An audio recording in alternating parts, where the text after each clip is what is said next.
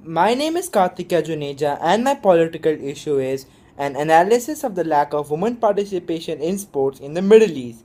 There has been a violation of the human rights of several women in the Middle East. Human rights are rights that are inherent to all, irrespective of the person's caste, creed, gender, religion, etc. In this case, there has been a violation of the Article 24 of the UDHR, the Universal Declaration of Human Rights, which is the most legitimate or important human rights document ever made. This states that everyone has a right to free time and leisure activities. But in this case, women in the Middle East have been refrained from participating in sporting activities. For example, Vujan Shehranki was the first ever Saudi Arabian woman to participate in the Olympics. In this case, the women from the Middle East are the main actor or stakeholder involved in this political issue. But she had to face plenty of criticism from home. There was plenty of decision over what clothes she had to wear. Women from Iran, apart from being banned from playing sports, are also banned from going to stadium and watching sporting activities. Cultural relativism is one of the main factors causing a lack of women participation in sports in the Middle East. Cultural relativism is a belief that a person's human rights should believe on the person's depend on the person's beliefs, culture, and tradition. For example, as Middle East is an Islamic society, there's a belief that rights should depend on Islamic cultures and traditions. Although Islam has always encouraged women participation in sports, Islam suggests that women should be healthy, they should make time for leisure, and they should be strong and fit enough for participating in war. But many other preachings in the Quran can cause lack of women participation in sports. For example, Quran says that women are supposed to be completely removed from males during exercise. Therefore, this means that women cannot participate in sporting activities because the stadiums in which they're playing sports in will have males in it, in the audience and in the match officials. They also cannot exercise and train in public, this means, because surely in gyms and parks there will surely be other males. Therefore, they are not allowed to exercise and train in public. Therefore, they cannot participate in sporting activities. Islam or the Quran also says that women must be covered with special clothing all the time, either the hijab or the burqa. This can cause really many difficulties and hindrances to women in sports because it's actually really difficult to play sports in these clothings, and therefore it can discourage many women in the Middle East. Also, FIFA, which is another actor in this political issue, only recently in 2012 responded by allowing the use of headgears in football. Therefore, by doing this, substantive equality was achieved using the corrective approach. The corrective approach affirms equality and recognizes differences. In this case, the FIFA made the playing field even by allowing Middle Eastern women to participate in football. Asian and many Middle Eastern societies are male dominated, that is the male patriarchal society, because Asians really believe in authority of the male of the family. Hence, males interpret as if the women are to stay at home and do all the household work. Hence, many women cannot participate in sporting activities because they do not have the time, as they only have the time to raise the kids, do the household work, and take care of the family. In contrary, feminists and universalists believe that women and men should have the same core human rights. In this case, they believe that if men can play sports, women should also be allowed to play sports.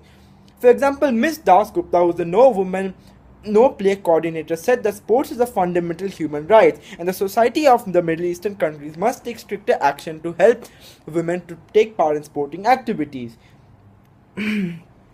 Some people even believe that it is not the culture or the religion that stops women taking part in sports.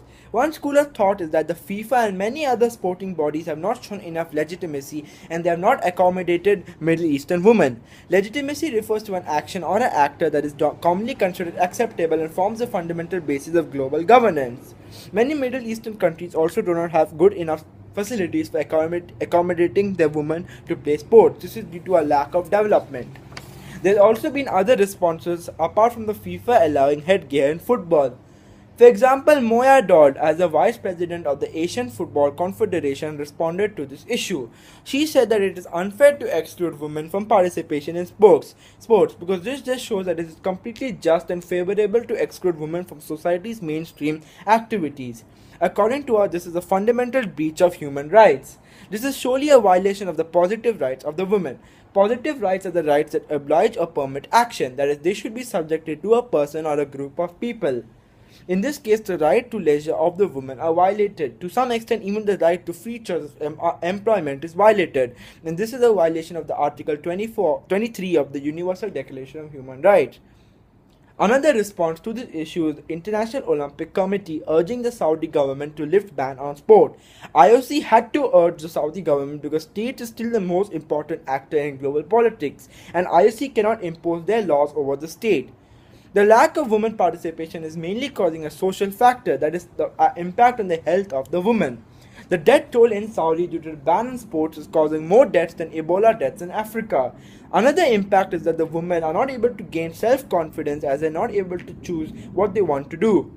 Many cultural relatives believe that Middle Eastern women cannot play sports because many Islamic beliefs will cause hindrances to women to play sports. This section of people believe that not everyone should have the same human rights because rights should be dependent on a person's culture or beliefs. For example, the Saudi government, who's another actor in this political issue, believes in cultural relativism. The Saudi government has banned girls from taking part in sports in public schools and only recently has allowed sports in private schools. Culture relativists question how can everyone have the same rights even if everyone in the world has different beliefs and cultures, everyone in the world has different traditions. Middle Eastern states believe that the notion of universalism is a Western idea, as the Western countries impose Western culture and ideas. On the other hand, it is believed that UDHR, the Universal Declaration of Human Rights, is not a Western document because it is also drafted by representatives from countries that are not Western, such as India, China, Egypt, etc. People believing in universalism will believe that everyone should be allowed to play sports, whether the person is a man or a woman or a Islam or a Christian. Individual rights are really important because of the notion of natural rights. That is, natural rights rights a person should have on the virtue of being born, and also human rights are inalienable. That is, they cannot be taken away from anyone. Hence, in this political issue, people who believe in cultural relativism will believe that Middle Eastern women cannot play sports because of the Islamic culture, which causes many hindrances to women playing sports. On the other hand, universalists believe that men and women should both have the right to sport because everyone should have the same core human rights, and human rights should not depend on a person's culture.